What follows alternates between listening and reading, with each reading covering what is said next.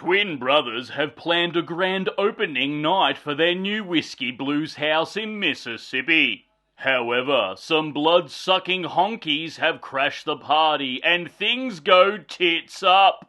It's a fright night of survival as the blood flows from dusk till dawn. In this sexy crimson swill, Sinners. Hello there, you loose units, and welcome back to another episode of Spicy Boy Reviews. I'm, of course, your host, Andrew Iles.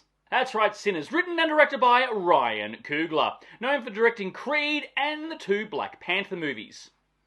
It's Mississippi 1932, and we are introduced to twin brothers Smoke and Stack, as they've returned to their hometown after 7 years in the Big Smoke, learning how to be gangsters. They've come back to their old hometown to purchase an old mill that they're turning into a Whiskey Blues house night spot for their community. They enlist the help of their young cousin, Sammy, to be the front man of their blues act for the night.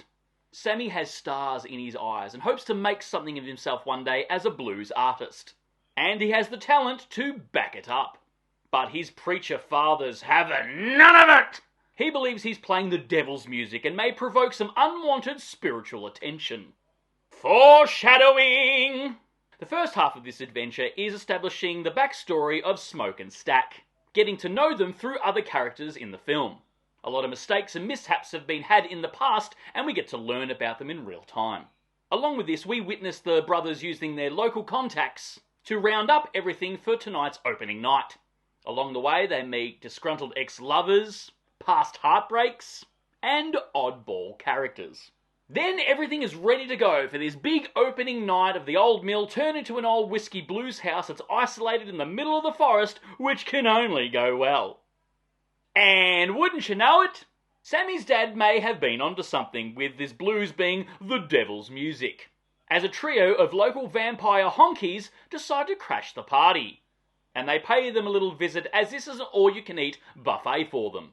It's not long before one of the party goers is bitten, and they infiltrate the whiskey house, and then the shit hits the fan. Then it becomes a night of survival story, making classic vampire weaponry out of anything they can find in the whiskey house. This sounds familiar.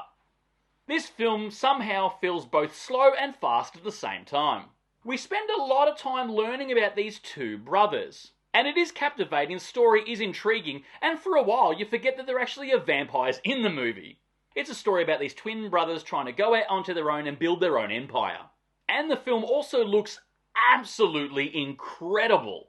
It's beautifully shot and every frame is a piece of art and it's just really pleasing to the eyes. But the vampire kill fest is honestly probably the last hour of the movie.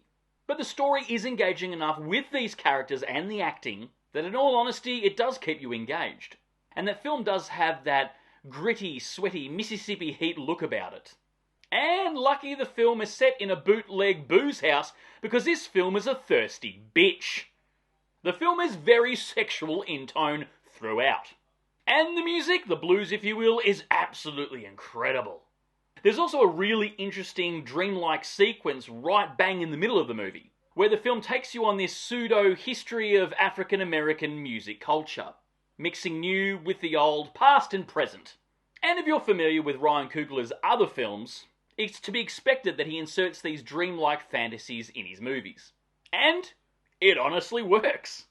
Michael B. Jordan does a really good job balancing playing both twin brothers. They're very similar on the surface at first glance and in their tone, but there is enough subtlety in his performances with both characters that you can tell them apart, and that's just Jordan being awesome.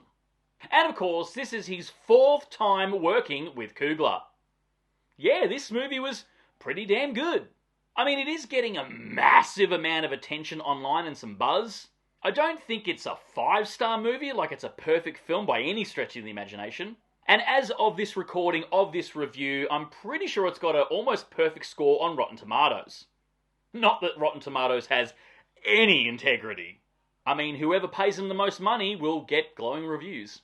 But in saying that though, this film was made extremely well. It is engaging, it is entertaining. There's great acting, interesting dialogue, character development, and as aforementioned, beautifully shot. Yeah, guys, I had a really good time with this. I was very excited to see it, hearing what the synopsis was going to be. I'm all in. And in making this movie, a little bit of trivia, this movie is the reason why we didn't get the recent Blade movie from Disney Marvel. They were going to go down a similar path of, in the south of America in the 30s with vampires. Don't know why you would do that with a Blade movie, but hey, it's fucking Disney. But yeah, I do recommend this film. It's a decent watch. Anyway, guys, it's my cheeky little review of Sinners right down below. We've seen it. What are your thoughts on it? But more importantly, what is your favourite vampire movie? And of course, if you've made it this far into the episode, please give me a thumbs up, because your love and support keeps me going, because I just love movies, and I assume you do as well. And of course, don't forget to hit that subscribe icon, because I give it an episode weekly. And I'll see you back here next week for the next review, but until then, stay spooky, kids.